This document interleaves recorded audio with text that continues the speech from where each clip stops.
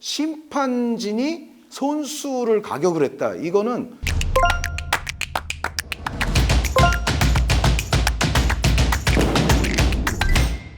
여러분 안녕하십니까? 한준희의 세 줄 요약이 돌아왔습니다.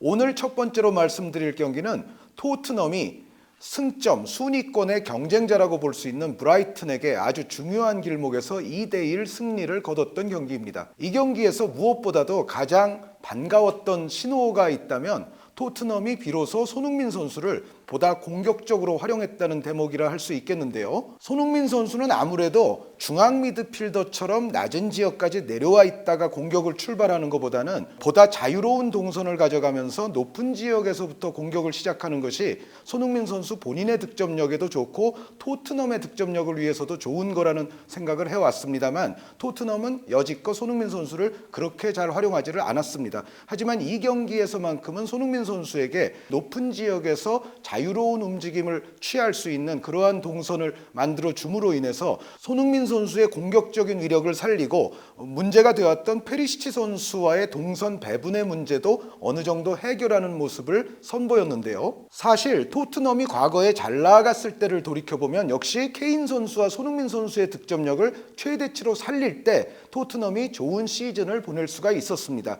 여태까지 손흥민 선수의 활용법이 손흥민 선수에 대한 가성비를 전혀 살리지 못하는 그러한 것이었다 한다면 이제부터라도 남은 시즌이라도 손흥민 선수를 이와 같이 활용하는 것이 토트넘 입장에서는 훨씬 더 긍정적이 되리라고 생각합니다.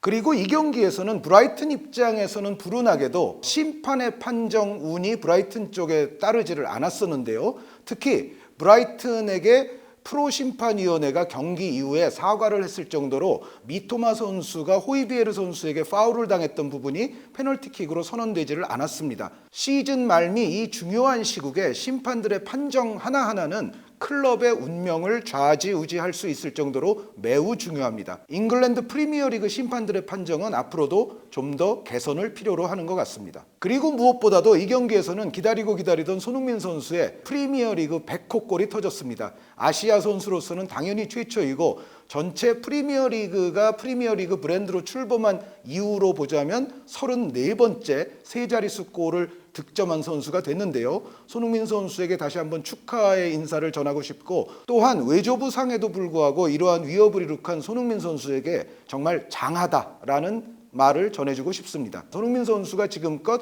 함부르크 시절부터 프로 통산 191골을 터뜨려 왔는데요. 따라서 이제 프로 통산 200골 고지가 얼마 남지 않았습니다. 손흥민 선수가 만약에 올 시즌이 끝나기 이전에 프로 통산 200골에 도달을 한다면 그것은 손흥민 선수에게도 아주 기념비적인 이정표가 될 뿐 아니라 토트넘을 위해서도 상당히 좋은 일이 되지 않을까 생각합니다. 마지막으로 세 줄 요약이지만 또 한 줄을 추가하자면 이 경기에서는 양 팀의 감독이 동시 퇴장당하는 보기 드문 일이 벌어졌습니다. 토트넘의 스텔리니 감독 대행과 브라이튼의 데제르비 감독이었는데요.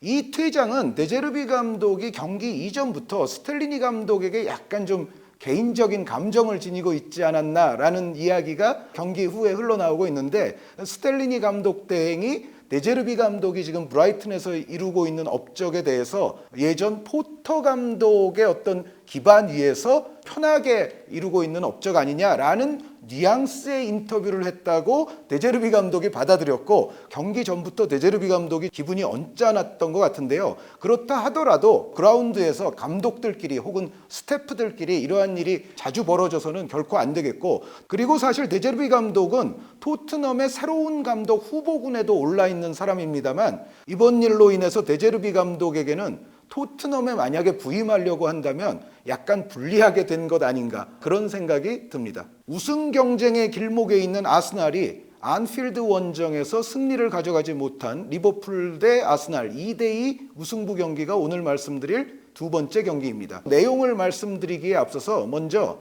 콘스탄틴 하츠다키스 부심의 앤디 로버트슨 선수를 향한 엽기적인 가격 행위가 도마 위에 오를 수밖에 없는 그런 경기라는 생각이 드는데요. 심판진이 선수를 가격을 했다. 이거는 어떠한 두 사람 간에 말이 오갔든지 간에 어떠한 일이 그 전에 있었든지 간에 이거는 있어서는 안 될 일이 벌어졌다는 생각이고요. 잉글랜드 심판위원회에서도 이 일을 굉장히 무겁게 다룰 필요가 있겠습니다. 물론 하치다키스 부심은 아마 이 심사가 끝날 때까지는 부심으로 경기장에 서지 못할 것으로 알고 있기는 합니다만, 앞서 말씀드린 경기에서도 페널티킥에 관한 논란이 있었는데 여기서는 또 부심의 가격행위까지 일어났기 때문에 잉글랜드 프리미어리그의 전체 심판진들은 이러한 어떤 일련의 사태들을 좀 곱씹어 봐야 될 필요가 있다는 생각입니다. 이 경기에서 아스날은 두 골을 앞서고 있다가 결국에 가서는 2대2 무승부로서 경기를 마무리하면서 승점 1점밖에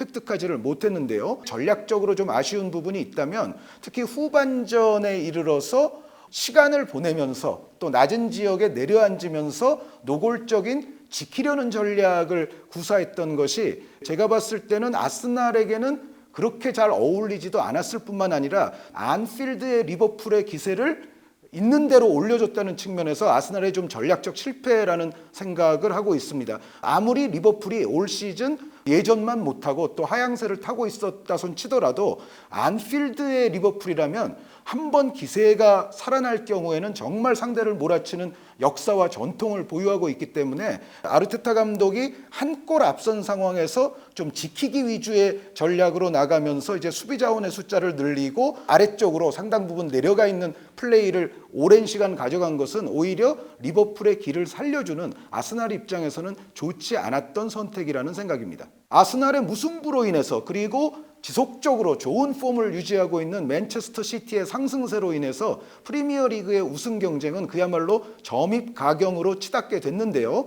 아스날이 한 경기 더 많이 한 상태에서 6점 차밖에 앞서지 못하고 있기 때문에, 그리고 남은 일정을 보건대는 아스날의 일정이 맨체스터 시티의 일정보다 확연히 어려운 것도 사실이기 때문에 프리미어리그의 우승 구도는 이제는 정말 알 수 없게 됐고, 아스날이 맨체스터 시티 원정을 떠나서 치르는 한국 시각 4월 27일의 한 판이 그야말로 중요한 어떤 한 판의 의미를 지니게 되지 않나라는 생각을 하게 되는데요.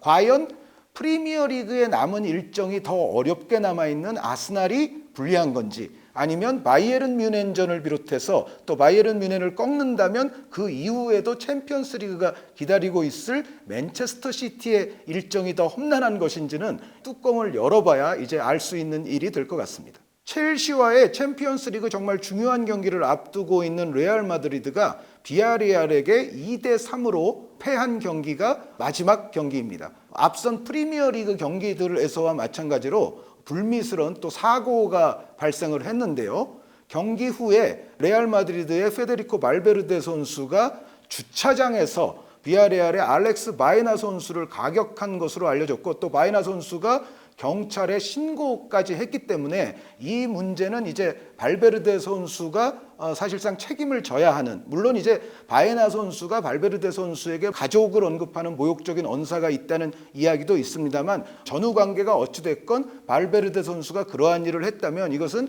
발베르데 선수가 분명히 모종의 책임을 져야 되겠고요. 스포츠적인 징계까지 바로 이어질 것이냐는 좀 두고 봐야 되기는 하겠습니다만, 발베르데 선수가 어찌됐건 불미스러운 행동을 했던 것은 틀림없는 사실인 것 같습니다. 이번 사건을 계기로 발베르데 선수도 앞으로는 조금 더 평정심을 지니는 그러한 어떤 또 습관을 들이는 게 중요하지 않을까 생각해 보겠습니다. 이 경기에서는 뭐니 해도 이 경기 한정 리오넬 메시라고까지도 부를 수 있을 정도로 비아레알의 나이지리아 윙어 사무 추쿠에제 선수가 엄청난 활약을 보여줬습니다. 추쿠에제 선수는 2골을 터뜨렸을 뿐만 아니라 그것도 아주 아름답게 터뜨렸고요. 여기에 또 한 골의 어시스트까지 더해서 거의 경기를 지배하는 모습을 펼쳐 보였는데요. 추쿠에제 선수는 비단 이 경기가 아니더라도 올 시즌 라리가의 측면 자원들 가운데 가장 눈에 들어오는 활약을 하고 있는 몇몇 선수들 가운데 하나라고 해도 좋을 정도로 커리어 하이를 분명히 달리고 있는 것 같습니다.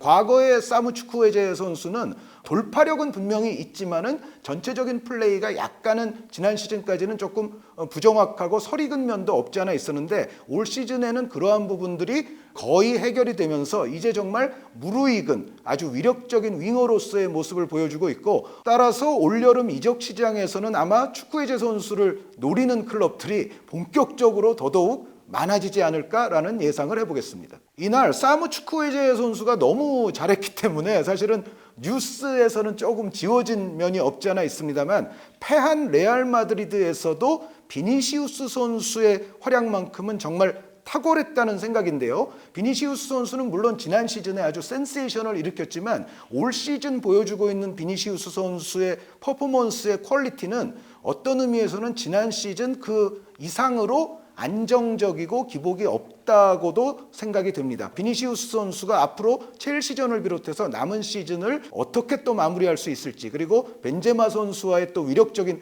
콤비 플레이를 어디까지 또 펼쳐 보일 수 있을지도 유럽 축구 올 시즌을 바라보는 많은 팬들의 관심사가 될 것 같습니다.